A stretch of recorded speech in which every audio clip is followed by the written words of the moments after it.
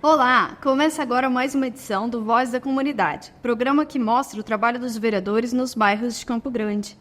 Eu converso hoje com o vereador Dr. Sandro Benites. Obrigada pela sua participação aqui com a gente, vereador. Sempre à disposição, Milena. Obrigado pela oportunidade de a gente estar mostrando o nosso trabalho para a comunidade aqui em Campo Grande. O vereador Dr. Sandro desenvolve há anos um trabalho voltado à prevenção do uso de drogas em Campo Grande. A nossa equipe acompanhou uma de suas palestras sobre o tema. Também fomos até a Clínica da Alma, uma das várias comunidades terapêuticas que recebem apoio do vereador e fortalecem o trabalho de enfrentamento ao uso de drogas. Vamos conhecer um pouquinho dessas ações na reportagem.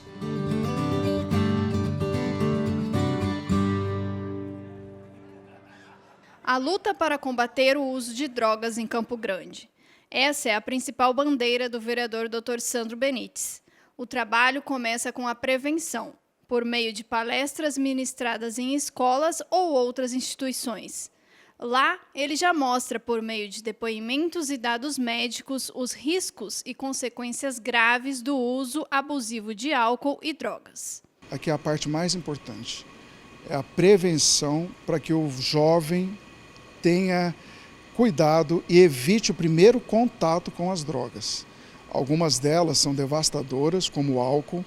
A gente fala da banalização do uso do álcool no nosso país, que hoje não basta você beber, você tem que fotografar, postar, curtir, compartilhar. A quantidade de adolescentes hoje que se tornam dependentes, uma fase da vida que deveria ser proibida. Eu falo que quanto mais precoce a introdução do álcool, maiores as chances do paciente se tornar dependente, daquele jovem vir a ser um adulto alcoólatra, alcoolista. Então a gente não fala só do álcool, mas de várias outras drogas e também do cigarros eletrônicos, que envolve também o narguile. Tinha uma época aqui em Campo Grande que era normal e fazia parte da nossa cultura a gente fazer uma rodinha de tereré. Hoje em dia os jovens estão fumando narguile, que causa dependência e faz mais mal que o cigarro comum. Então são essas drogas, de uma maneira geral, que são abordadas na parte preventiva, tentando sensibilizá-los com alguns testemunhos que a gente passa de pessoas que estão sofrendo ou que já sofreram com esse mal. Hoje, a escola ela não é só um espaço de aprender conteúdos, sistematização do conhecimento. A gestão de uma escola hoje passa necessariamente para preparar esses jovens para os perigos que eles enfrentam no seu dia a dia. E sem dúvida nenhuma hoje, bebidas alcoólicas e drogas são coisas que não combinam com a juventude. E uma vez que eles entram nesse mundo, fica difícil sair. Então a escola tem essa preocupação diária, não só com palestras, mas também na capacitação dos professores, para que todos se unam nesta bandeira pela vida saudável.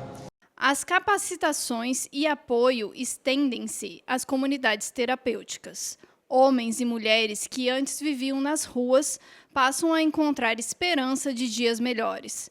Só na Clínica da Alma, que existe há 18 anos, cerca de 6.000 pessoas já foram atendidas. Quem deseja o atendimento aqui pela Clínica da Alma, projeto Fraternidade na Rua, é necessário realmente querer. Nós trabalhamos com um binômio, eu preciso e eu quero.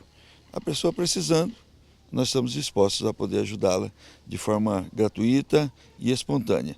Não trabalhamos com nenhum tipo de medicação, 100%, palavra de Deus, orientações, um trabalho bacana que está acontecendo em Campo Grande, quietinho, mas está acontecendo. São muitos os relatos de pessoas que perderam tudo para o vício e transformaram a própria história de superação em modelo para ajudar quem enfrenta o mesmo problema, como nos conta o coordenador da Clínica da Alma. Eu estava em situação de rua, de 8 a 9 meses já em situação de rua, tinha perdido tudo. E me falaram desse lugar, fui, procurei ajuda, fui acolhido, passei por todas as fases aqui dentro e hoje faz uns 10 anos que eu estou aqui dentro. Constituí uma nova família. Do meu trabalho aqui dentro hoje eu sirvo de exemplo para aqueles que estão buscando também sair do mundo das drogas, assim como eu saí um dia. Médico com formação em toxicologia, o Dr. Sandro Benites acompanha de perto o trabalho desenvolvido nas comunidades, cada uma com sua particularidade. Na Clínica da Alma, que não recebe verba pública, o tratamento envolve, além da fé em Deus, cursos, trabalho e o estímulo para que cada um volte a enxergar sua potencialidade. A Clínica da Alma é uma de dezenas de comunidades terapêuticas que nós temos aqui em Campo Grande, onde centenas de homens e mulheres dependentes químicos de álcool ou outras drogas tentam se recuperar. Eu conheci o pastor Milton há mais ou menos 5 anos e desde então a gente criou imediatamente uma forte ligação. Aqui a gente consegue ver a realidade do dependente químico que tenta se recuperar. Através do trabalho, através do amor. A principal bandeira nossa, eu falo que é o principal problema de saúde pública pós-pandemia.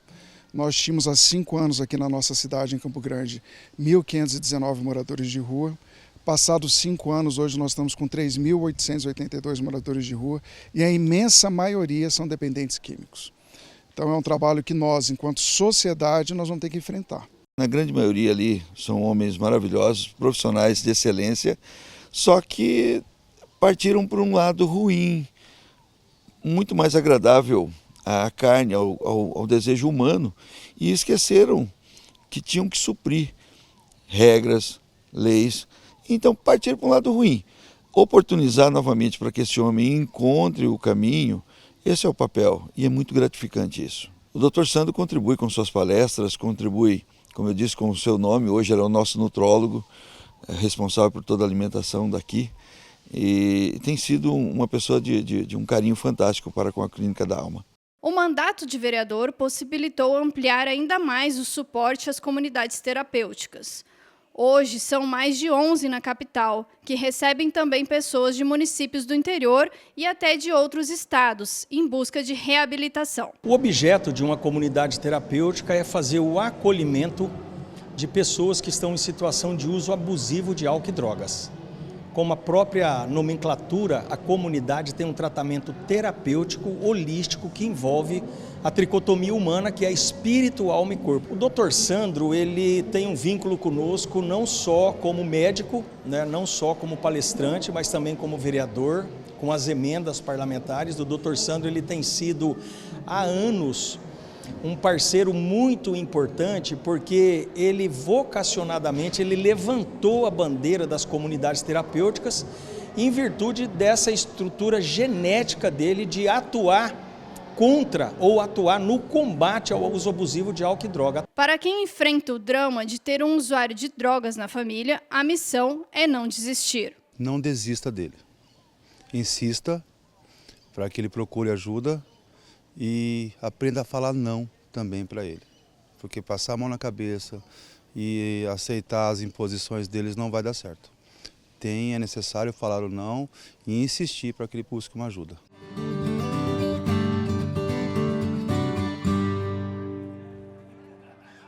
Vereador, a gente viu na reportagem agora que um dos destaques ali da sua atuação é a prevenção, né? Isso. Há quanto tempo que o senhor vem realizando esse trabalho? Pelo menos 30 anos. Eu lembro que quando eu estava no 2º para o 3º ano de medicina, apareceu um senhor vindo de São Paulo, perguntando se tinha algum acadêmico interessado em fazer algumas capacitações da prevenção do uso e abuso de cigarro e outras drogas na época, incluindo o álcool. Eu e um grupo de 6 colegas nos voluntariamos e, à época, conseguimos ir em todas as escolas estaduais e municipais de Campo Grande fazer esse trabalho. Então, de lá para cá, não teve um ano que eu não fiz uma capacitação, um treinamento. E falo de tudo que eu faço em medicina, o que eu mais gosto de fazer, e eu acho que eu faço melhor, é justamente treinamento e capacitação em prevenção. Eu acredito piamente, como médico, como pediatra, como toxicologista, que a prevenção é a solução mais simples, eficiente, eficaz e barata de se combater qualquer doença, inclusive a adicção. Inclusive aquelas pessoas que se tornam viciadas ou dependentes químicas. Não existe um tratamento eficiente. Então, evitar o primeiro contato é a maneira mais simples da gente conseguir e eu tento fazer isso nas nossas capacitações. O foco principal ali são as escolas, né? De repente, esse público do ensino médio e tal, mas também tem outras instituições que o senhor vai, né? Na verdade, escolas, empresas, órgãos públicos, universidades. Muitas vezes, dentro das empresas, a orientação, o foco são os pais. para que você, pai, mãe, cuidador, responsável por outra vida, tenha um diálogo aberto sobre drogas. Isso faz parte da realidade aqui de Campo Grande, de Mato Grosso do Sul e do Brasil de uma maneira geral. Nós somos um corredor. Na verdade, nesse corredor onde você tem um grande produtor de cannabis, de maconha, e um enorme produtor também, um país do lado aqui, a Bolívia, da cocaína e seus derivados. Então é importante a gente estar falando em casa sobre isso, de uma maneira bem simples e aberta, e esse é o nosso objetivo quando a gente vai nas empresas. Entendi. Então, às vezes, o pai até fica em dúvida. Será que eu toco já nesse assunto? Que idade que seria o ideal para estar falando sobre isso? Na verdade, não existe uma idade ideal. O que eu falo que a criança, quando ela tem capacidade de entendimento, acima dos 10, 11 anos, é bom a gente tocar nesse assunto. Quando eu estava no meu 6º para o 7º ano, que hoje equivale à 7ª, 8ª série, eu tinha entre 10 e 12 anos, eu li um livro que me marcou, chamava Christiane F., Drogada e Prostituída. E ao ler aquele livro, eu fiquei impactado e falei, bem, eu tenho certeza que nesse meio eu não vou me envolver. Então, eu acho que a idade acima dos 10 anos você já pode estar conversando com o seu filho. Já desenvolver essa consciência, né? Consciência de prevenção. Teve alguma situação durante esse período que o senhor trabalhou com essas ações de prevenção, que o senhor constatou assim, nossa, meu trabalho aqui está mesmo fazendo diferença? Teve ou que o senhor se surpreendeu, uma situação de muito cedo, de encontrar alguma questão de alguém usando droga muito cedo, alguma situação assim que surpreendeu o senhor? O que me surpreendeu, assim, enquanto acadêmico de medicina, um grande amigo meu que nadava comigo, era atleta na época, ele me ofereceu cocaína na época e eu falei, não, eu sou contra, inclusive faço treinamento para a pessoa, mas Sandro, eu não estou viciado. E eu conheço um monte de gente que curte na noite e fica super bem. Mas ele foi tão convicto que eu acreditei nele. Eu estava no último ano de medicina. O que me marcou esse contato que eu tive? Eu fazia treinamentos e sempre eu lembrava, poxa, mas deve ter gente que não é viciada, deve ter pessoas, aquele meu amigo. Quando eu estava terminando meu último ano de terapia intensiva, que lidando com pacientes graves, eu estava saindo da UTI e esse colega estava entrando. E ele dava só osso e couro. Eu acreditei que a pessoa poderia não ficar viciada e 12 horas depois, no outro dia eu fui visitá-lo, ele já não estava mais vivo. Então isso me marcou, assim como as minhas visitas a comunidades terapêuticas também, são locais afastados, chacras, né, onde as pessoas tentam se reabilitar. Eu vejo um grande aprendizado com aqueles que se tornaram dependentes. Eles enriquecem muito através dos testemunhos deles. Tem um rapaz que ele era o melhor vendedor de tintas do estado. E ele falou, Sandro, doutor, eu só vendia cheirando, e eu vendia muito.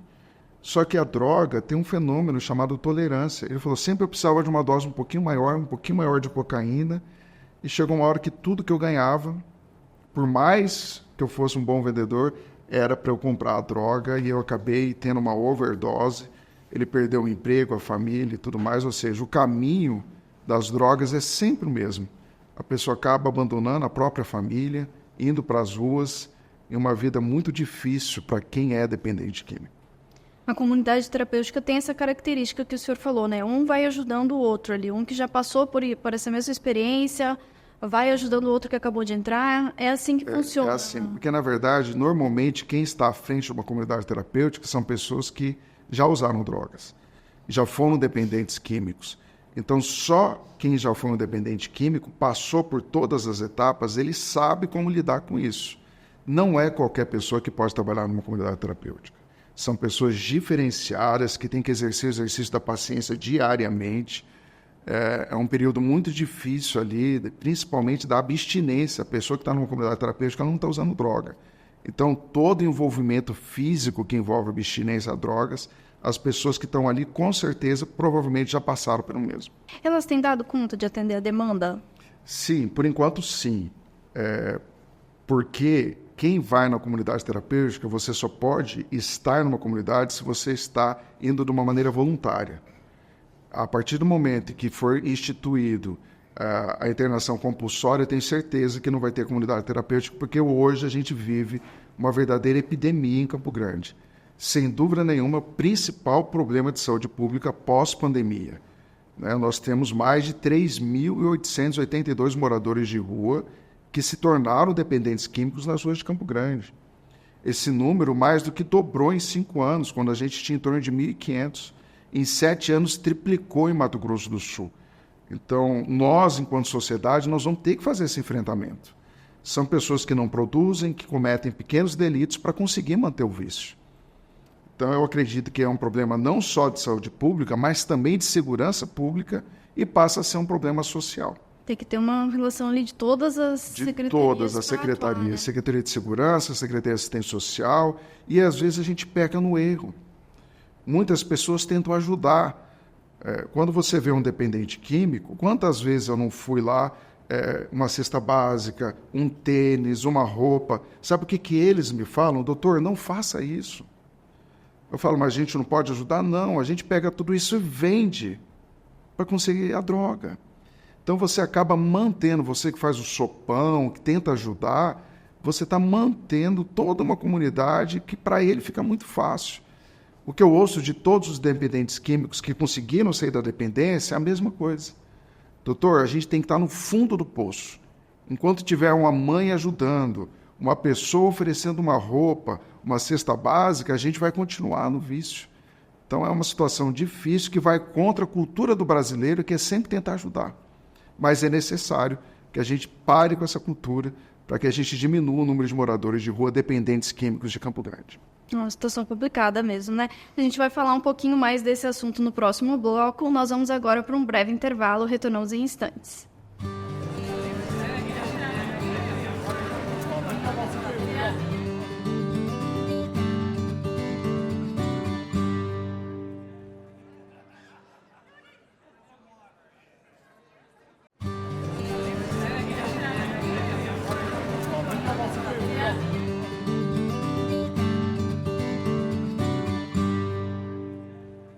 Voltamos agora com o Voz da Comunidade. Eu converso hoje com o vereador Dr. Sandro Benites sobre o seu trabalho de prevenção e enfrentamento às drogas. Vereador, o senhor estava comentando nesse primeiro bloco, né, sobre a questão dos moradores de rua, né, que aumentou consideravelmente aqui. Eu queria saber com o senhor o que o senhor esteve na frente da Secretaria Municipal de Saúde, né? E também atuou nessa questão aí do enfrentamento às drogas. O que hoje tem de política de prevenção, de enfrentamento? E o que o senhor acha que ainda falta, de repente, para tentar resolver essa situação? Eu sei que não é uma coisa assim que a gente vai lá e vai resolver fácil, né? Mas o que Na verdade, desses 3.882 moradores de rua que fechou o ano passado, a chance de recuperação é de 1 a 3%. Uma média de 2, 2,5% conseguem se recuperar, ou seja, não existe um tratamento eficiente. Como é que eu vou fazer uma proposta que falha em 98% dos casos ou mais? Então, a prevenção é a única solução. Nós a gente tem o CAPS AD1, abrimos o CAPS AD2, que com certeza em menos de uma semana já encheu.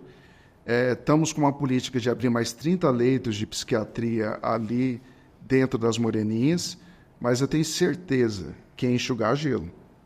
Se a gente, nós, sociedade, não tiver envolvimento da Secretaria de Educação e fazer um trabalho maciço nas escolas, como o PROERD já faz, a Polícia Militar, todos os alunos do 5º ano recebem essa informação. Eu estive com o secretário Lucas para que a gente possa começar efetivamente um trabalho no 9º ano do ensino fundamental, que onde mais da metade dos alunos entre 13 e 15 anos já fizeram uso do álcool. Mais da metade faz o uso mensal do álcool, 12% já tem algum grau de dependência no momento onde deveria ser proibido. Mas não é proibir por proibir. Quanto mais precoce a introdução do álcool no sistema nervoso central de uma criança, maiores as chances dele se tornar dependente. Não é assim, eu não quero que use. A pessoa vai ter a vida inteira para ingerir o álcool, mas nós banalizamos o uso do álcool no nosso país. Eu falo que hoje não basta você beber. Você tem que beber, achar bonito, fotografar, postar, curtir e compartilhar como se fosse uma coisa linda.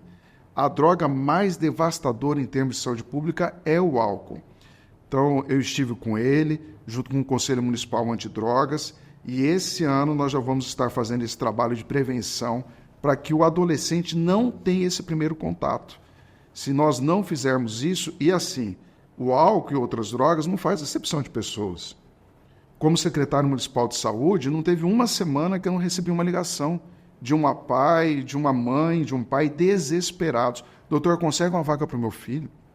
Eu estou falando filho de professor, de enfermeiro, de agente comunitário de saúde, de médico, filhos de desembargadores, juízes, pessoas que teriam condições, mas quando você tem droga envolvida, todo mundo vai para o fundo do ralo e você entra na vala comum.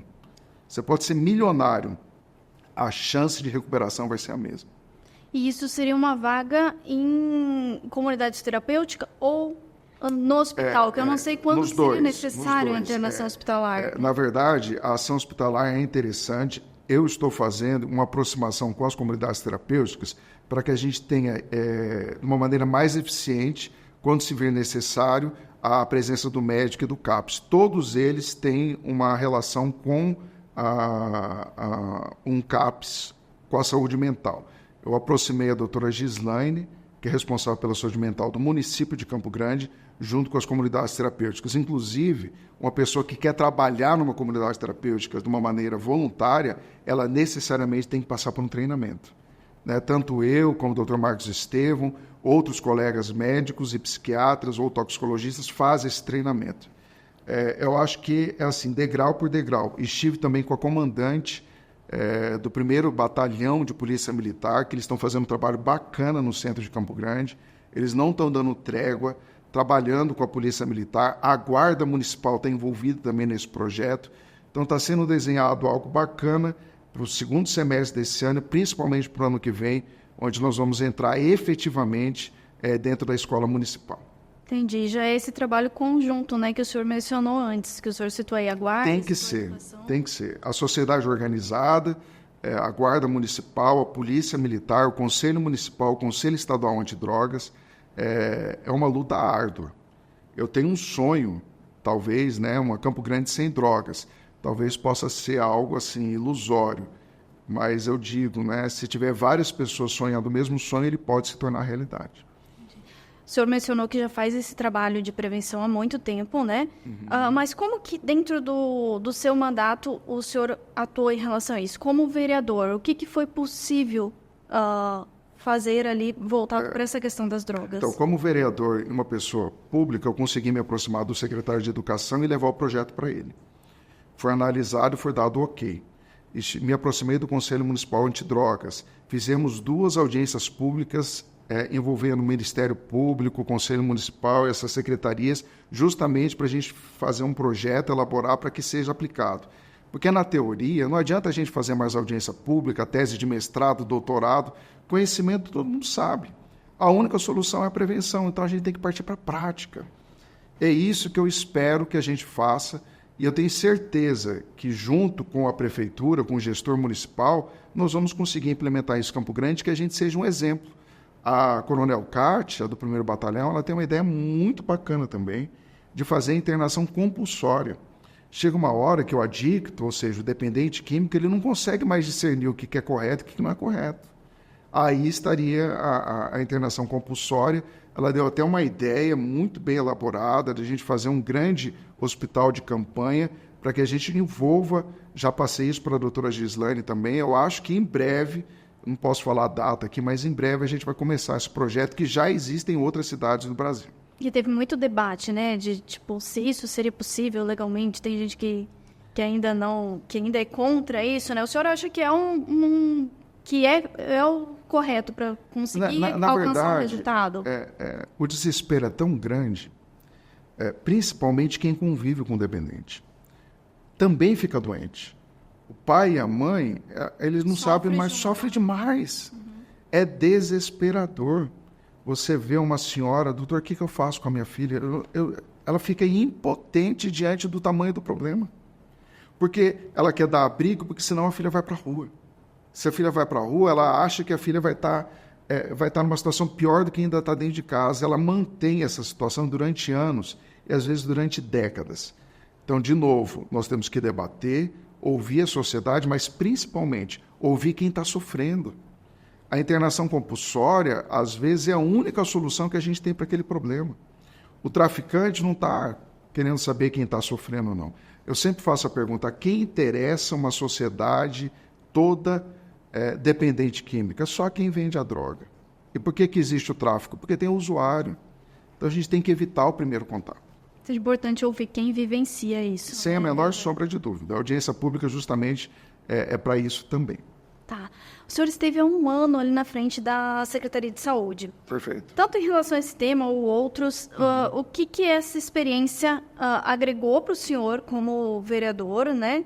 E o que o senhor vê de necessidade hoje, principalmente aí para a área da saúde? Bem, foi uma imensa oportunidade que foi dada num período assim, muito crítico da Secretaria de Saúde.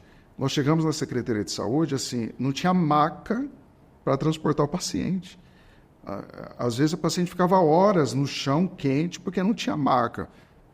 Eram tantos problemas emergenciais que a gente tinha que tirar coelho da cartola, né? A gente resolveu o problema das macas. Logo em seguida, chovia mais dentro das unidades do que fora. Revitalizamos 30 unidades.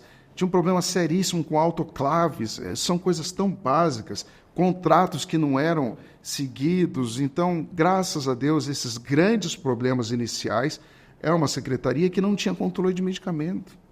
Nada informatizado até hoje. Então, nós conseguimos 2.500 computadores. Eu tenho certeza que nós entregamos uma secretaria muito melhor do que a gente pegou, né? Nos meus 30 anos de medicina, nos 3 anos que eu vou completar agora como vereador, né, porque um ano eu estive à frente da secretaria, nunca pude ajudar tantas pessoas. E isso trouxe um enriquecimento enorme para a minha vida pessoal e me senti nesse um ano como secretário de saúde assim, uma pessoa muito útil. Nunca me senti tão útil como estive nesse ano. Então, espero que foi uma experiência gratificante, assim como foi estar na direção do Hospital Regional, um ano que passei também na Secretaria Estadual de Saúde como assessor técnico, mas nunca vivi tão intensamente, profissionalmente falando, como quando estive na Secretaria de Saúde. Foi uma experiência maravilhosa e vi as dificuldades do Executivo, que a gente não basta ter, né? Ninguém tem uma varinha mágica que resolve todos os problemas da noite para o dia. Tem toda uma disfunção burocrática que nós vamos ter que enfrentar também. Poxa, o secretário é ordenador de despesas, mas ele não compra nada. Quem compra é a Secretaria de Compras. Se tiver o aval da Secretaria de Finanças. Então, é toda uma emblemática que a gente vai ter que fazer esse enfrentamento. Para a gente finalizar, vereador, como que é o seu contato, assim, nos bairros, atendendo essas demandas da população, ou quem quer encaminhar alguma sugestão para o senhor? Bem, a gente tem o itinerante, né, o gabinete itinerante, onde nós vamos... Eu tive o privilégio de ir em todas as unidades de saúde de Campo Grande, que é o nosso foco, e a gente deixa um telefone de contato. Você que quer acompanhar o nosso trabalho nas nossas redes sociais, só colocar lá, Dr. Sandro Benites, você acompanha o nosso trabalho, pode estar dando sugestões, e também no telefone 99910 3910 5151. Vereador, agradeço a sua participação aqui com a gente hoje no Voz da Comunidade. Eu que agradeço, Milena, a oportunidade de estarmos desenvolvendo e principalmente divulgando esse trabalho para a nossa comunidade. Eu conversei hoje com o vereador Dr. Sandro Benites sobre a política de enfrentamento às drogas, a área da saúde e outros temas relacionados ao seu mandato. Você pode acompanhar essa entrevista e todas as gravações do Voz da Comunidade no nosso canal do YouTube. Até a próxima edição com mais informações sobre a atuação dos vereadores nas comunidades de Campo Grande.